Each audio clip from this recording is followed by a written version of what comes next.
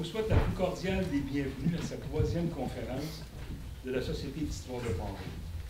J'ai reçu bon nombre d'appels de personnes résidant de la région de Québec, du comté de Portneuf, concernant le fait de devoir réserver ou non pour la conférence de ce soir. Donc, je sais qu'il y a parmi vous plusieurs personnes qui proviennent de l'extérieur de la ville de Pont-Rouge. Qui nous visitent ce soir. Si vous venez de l'extérieur, est-ce que vous pouvez me faire signe, me lever la main? Les gens qui habitent à l'extérieur. Merci. Il y a beaucoup de personnes, donc je souhaite la plus cordiale bienvenue également à notre conférencier, M. Denis Henry. Je sais que vous avez grandi pas tellement loin d'ici et que vous affectionnez particulièrement la région du comté de Portneuf. Nous sommes bien heureux de vous accueillir ce soir. Comme je vois, nous sommes nombreux ici à cette 3e conférence. Qui parmi vous assisté pour la première fois à une conférence de la Société d'histoire? Beaucoup de monde. Nous sommes heureux de vous voir. Je veux profiter de cette occasion pour remercier la Corporation des lieux historiques de Pont-Rouge qui a mis à notre disposition pour la tenue de cette conférence ce magnifique immeuble historique qu'est le Moulin Marcoux. La construction du Moulin Marcoux a débuté dans les années 1870, donc il y a environ 150 ans. Merci également à la Ville de Pont-Rouge qui appuie la Société d'histoire depuis ses tout débuts. Ce soir, nous allons procéder en 2 parties. La première partie est la conférence comme telle qui va débuter dans quelques instants. La conférence sera suivie par quelques questions. Et la deuxième partie, je vais revenir pour vous dire quelques mots et pour faire quelques annonces. Je suis rendu maintenant à la présentation de notre conférencier de ce soir. M. Denis Henry est né à Saint-Jean-Port-Gély et a grandi à Neuville. Je sais qu'il y a beaucoup de personnes de Neuville. Est-ce qu'il y a des autres personnes de Neuville ici? Parce que j'ai reçu quelques appels de gens de Neuville qui s'informaient. Diplômé en histoire et en sciences politiques de l'Université Laval, M. Henry a également mené des études de maîtrise en histoire économique.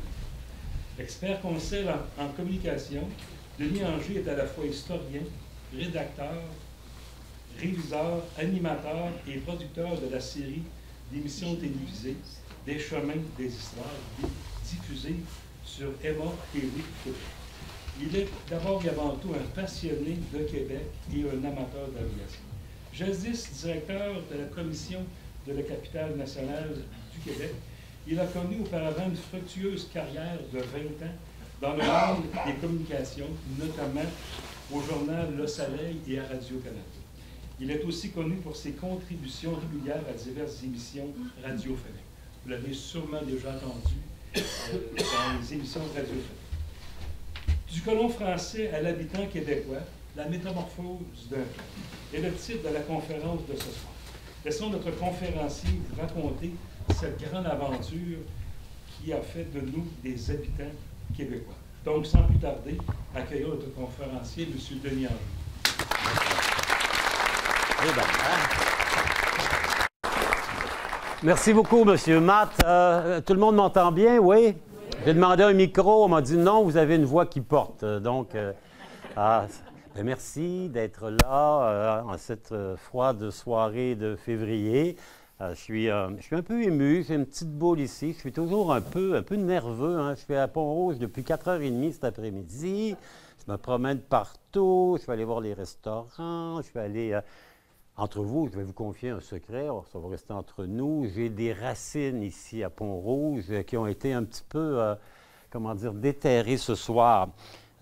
J'ai grandi à Neuville, M. Matt l'a dit, pas très loin, ce qui s'appelait à l'époque la paroisse maîtresse de Sainte-Jeanne de Neuville, devenue Sainte-Jeanne de Cantal, devenue Sainte-Jeanne de Pont-Rouge. Mais mon père avait un grand ami qui était le docteur Fernand Saint-Louis, dont la maison se trouvait de l'autre côté de la rue. Il y avait la pharmacie à côté. Ensuite, vous avez la voie chemin de fer. L'amour de mes 20 ans restait derrière le docteur Saint-Louis, l'autre côté du petit tunnel en dessous de la traque de chemin de fer. Une fille absolument épatante qui vit toujours, une belle famille de Pont-Rouge, les Boilards, les Germains, des gens de qualité. J'ai joué au hockey ici à l'Aréna Juno. Je me suis fracturé un avant-bras en jouant au baseball derrière le couvent, le terrain de balle qui était là-bas. Donc, vous comprendrez que, comme le disait le général de Gaulle en 1967, on se sent chez soi ici. Hein? Merci de votre accueil. Donc, grande métamorphose. On va commencer où, donc? Ben, je vais vous amener faire ce soir un voyage assez intéressant qui va nous mener des confins de la Mongolie extérieure jusqu'à l'embouchure du Saint-Laurent. Et on va voir un peu ensemble comment on s'est créé ici une société, un peuple tellement exceptionnel que je vais commencer par la fin. Habituellement, quand je raconte cette histoire, j'attends à la fin pour raconter.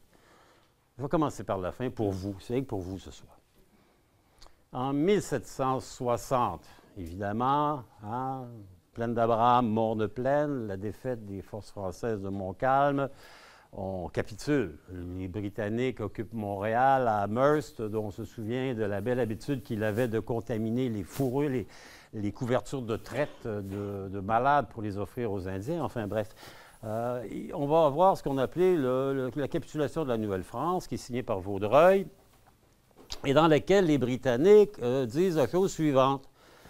Comme nous sommes gentils, les habitants de ce pays pourront rentrer en France, et nous, les Britanniques, on va les transporter. Ils pourront amener ce qu'ils pourront amener avec eux, sans préjudice. Et sur les 65 000 habitants à peu près de la Nouvelle-France, il y en a à peu près 3 000 qui vont se prévaloir de l'offre britannique et qui vont rentrer en France. Ces 3 000-là, essentiellement, ce sont des gens qui ont intérêt à retourner dans un système d'Ancien Régime où il y a des faveurs, il y a des valeurs, il y a plein de privilèges à aller quérir auprès du roi, le sympathique Louis XV, qui nous a abandonnés, hein, quelques arpentes de neige. Et il y en a 3 000 qui retournent. Essentiellement, ce sont des gens qui sont au sommet de la pyramide. Hein, de la société. C'est une société d'Ancien Régime, la Nouvelle-France. Donc, c'est une pyramide. Et en haut, ben, il y a le gouverneur, il y a l'intendant, les officiers, les êtres les plus substantiels, les capitaines, les commerçants, les nobles. En fin de compte, la tête de notre pyramide s'en retourne en France. Hein? Nous, on va faire la Révolution française ici 30 ans avant l'heure. Donc, en 1760, on va se débarrasser de tout le haut. Hein? Puis ça va coûter 0 goutte de sang. C'est-à-dire que nous, la guillotine, on n'a pas eu besoin. Ils ont pris les bateaux anglais pour retourner en France. On est resté avec qui ici? Bon, on est resté, nous, les paysans, les habitants, les citoyens, les colons, les canaïens, comme on les appelait, regroupés autour de nos curés, quelques notaires, 2 ou 3 médecins, une société très homogène. Donc, la Révolution s'est faite ici. On avait offert à tout le monde. Il y en a 3 000 qui sont partis, essentiellement des gens de qualité, comme on disait à l'époque. Et savez-vous combien de paysans, habitants, propriétaires de fermes se sont prévalus de l'offre des Anglais de rentrer là-bas? Aucun. Aucun. Et c'est là où je vais vous amener. Vous amener en vous racontant qu'en peu de temps, les colons français qui sont venus ici se sont adaptés, se sont métamorphosés à tel point que lorsqu'ils ont eu l'occasion de choisir entre l'occupation britannique en restant ici ou le retour en mère patrie, dans leur immense majorité, ils sont restés. Ça vous intéresse? Bon, ben, on va partir plus loin que ça. Donc, on va partir, je vais parler de la Mongolie. Bien, il faut commencer quelque part, donc on va commencer par le commencement. Hein, c'est assez clair. Il y a à peu près 13 000 ans. C'est pas d'hier, 13 000 ans, ça fait un petit bail. Il y a eu ce qu'on a appelé la dernière glaciation, une période glaciaire. Okay? Il y avait ici, sur Pont-Rouge, quelque chose comme 500 mètres de glace par-dessus ce qui allait devenir le moulin Marcoux. Plaques de glace. Les Laurentides sont comme les Rocheuses. Ils font 3500 mètres, elles sont pointues. La glace se retire, mais avant qu'elle se retire, elle va créer un phénomène intéressant, le pont de glace entre le continent asiatique et le continent américain. Il n'y a personne en Amérique. Hein? On n'a pas d'hommes de Néandertal ici. Les premiers humains qui vont y venir en franchissant le détroit de Bering gelé. Ce sont des tribus d'origine sibériennes qui sont des chasseurs et des pêcheurs et des cueilleurs et qui suivent leur proie. Leur proie, qu'est-ce que c'est? Les chasseurs, ça c'est intéressant, c'est un gros éléphant poilu, le mammouth. Hein? le mammouth et le bœuf musqué. Donc, ces tribus de chasseurs vont suivre, vont traverser l'isthme de Bering et vont commencer à découvrir l'Amérique progressivement. Ça va leur prendre 3000 ans, quand même. Hein? Rien ne se perd, rien ne se crée, c'est un peu long. Ils vont tranquillement descendre le long de la côte du Pacifique à la recherche de nouveaux terrains de chasse, de trucs plus prospères, d'un climat qui est plus confortable. Le Grand Nord, c'est un peu frais. Et donc, ils vont s'installer pendant 3000 ans. Ils vont faire deux choses. Ils vont aller du nord au sud, donc de l'Alaska à la Terre de Feu. Et en descendant, ils vont développer des sociétés exceptionnelles, de grandes civilisations. Hein? Il y aura d'abord, on le voit sur la côte canadienne, les Aïdjas. Ensuite, on va descendre, il y a les Navajos, les Pueblos. Et en Amérique centrale, ils vont développer des sociétés qui sont extrêmement raffinées. Les Olmecs, les Tolmecs, les Aztèques, les Mayas, on va continuer les Incas. Donc, ils vont s'installer. 3000 ans que ça leur prend. Il faut dire qu'à l'époque, on n'est pas en avion, il va à pied. Donc, on descend tranquillement, d'une part. Et pendant 3000 ans aussi, ils vont aller de l'ouest vers l'est, progressivement. Ils vont suivre, après avoir suivi les mammouths et les bœufs musqués, ils vont trouver les bisons. Ah ah! C'est intéressant, le bison. Il est nombreux. Vous savez combien il y a de bisons en Amérique quand les Américains, quand les Européens arrivent? 30 millions. Il en reste combien? 2000. Hein? On a fait un massacre épouvantable. Les Buffalo Bills de ce monde se sont fait un plaisir au 19e siècle de massacrer des hordes de bisons. Il y a aussi 30 millions d'Amérindiens. Quand même important, 30 millions d'Amérindiens. Rappelons-nous que Paris, en 1600, c'est 25 000 habitants, donc 30 millions. Ici, c'est quand même de grandes sociétés. Ce qui est devenu Mexico, c'est une grande société. Les Mayas ont fait des choses extraordinaires sur la côte Maya. Et que dire des Incas de Machu Picchu qui ont créé là des sociétés exceptionnelles. Donc, ils vont se déplacer en suivant les tribus, les bisons, les proies, puis ils vont s'emmener jusque sur l'Atlantique qu'ils vont atteindre à peu près, il y a 7000 ans à peu près. S'installent. C'est ce qu'on appelle ici les Premières Nations. Donc, c'est le début, ils sont ici. Nous, on est des immigrants récents par rapport aux Premières Nations. Regardez, les premiers Français, 4 siècles et demi, eux, ils sont là depuis 7000 ans. Et ils vont se regrouper d'abord en 3 grandes sociétés, 3 grandes familles. Je vous invite avec moi à développer les familles en faisant un peu de géométrie. Ça vous tente de faire de la géométrie? Un peu, peut-être? Hein? OK. Quand les Français arrivent, Cartier, hein, 1534, Créteil en 1542-43, petite interruption que je raconterai plus tard. Donc, ils sont confrontés à des gens qui sont ici. 3 grandes familles. La première famille, ce sont ceux que moi j'appelle les peuples de la forêt.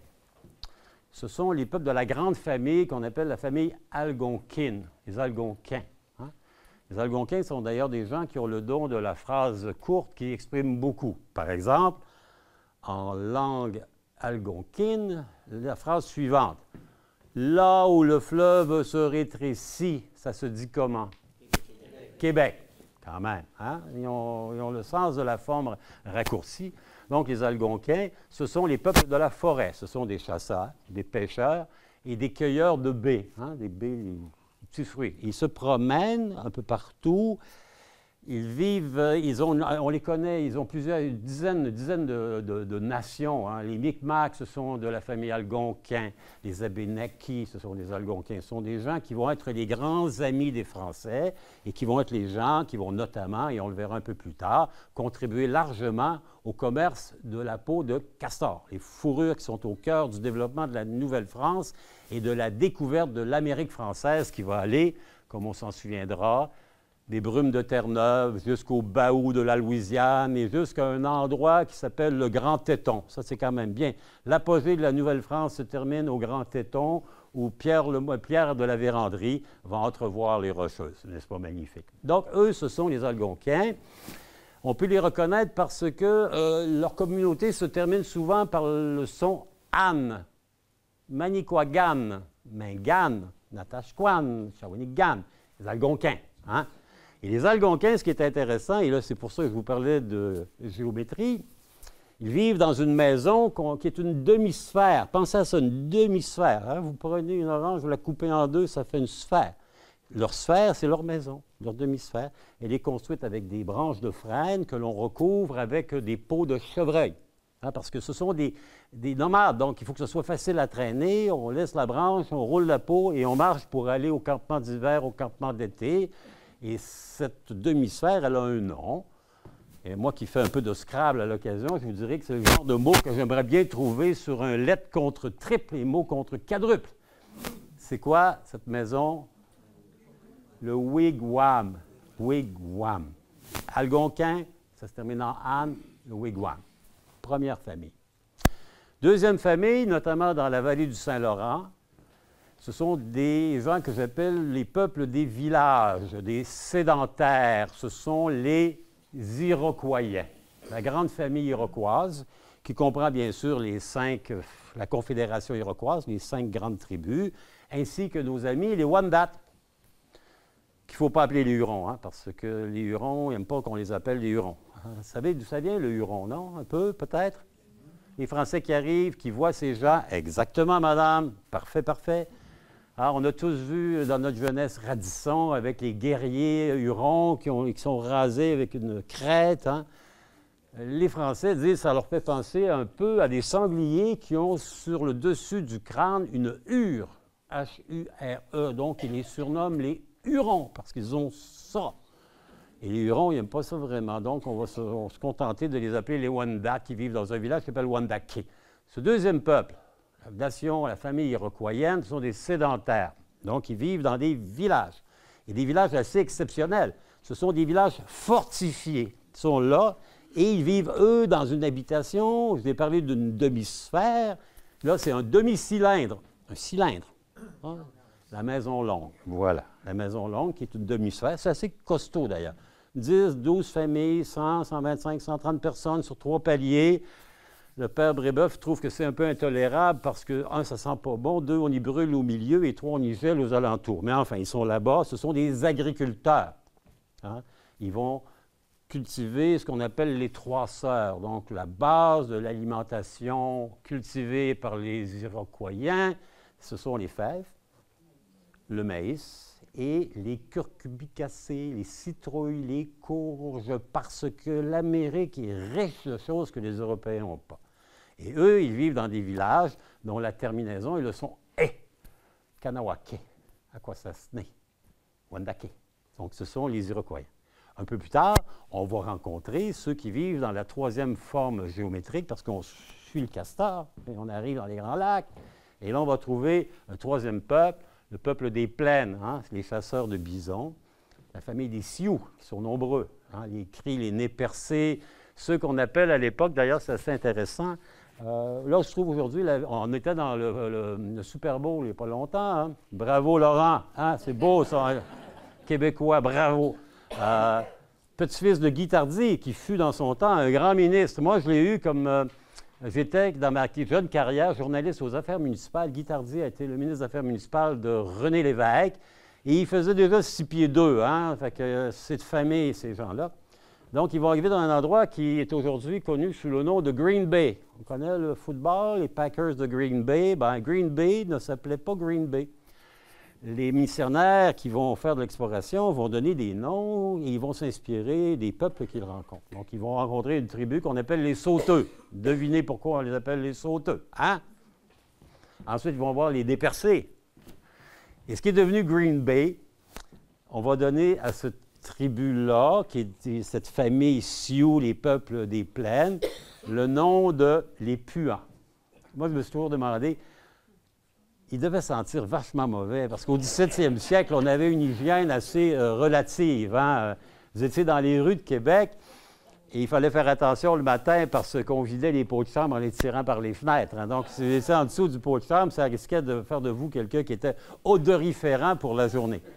Donc, ils vont appeler ça la baie des Puans. Donc, Green Bay, ça s'appelait la baie des Puans. J'imagine qu'ils ont été très intéressés à changer le nom parce qu'on voit très mal le Super Bowl remporté par les Packers de Sioux Bay. Hein? Ça serait un peu ordinaire. Donc, 3e peuple. Et là, mon allusion géométrique, ils vivent dans quoi, eux autres? Ce sont des nomades, ils chassent le bison.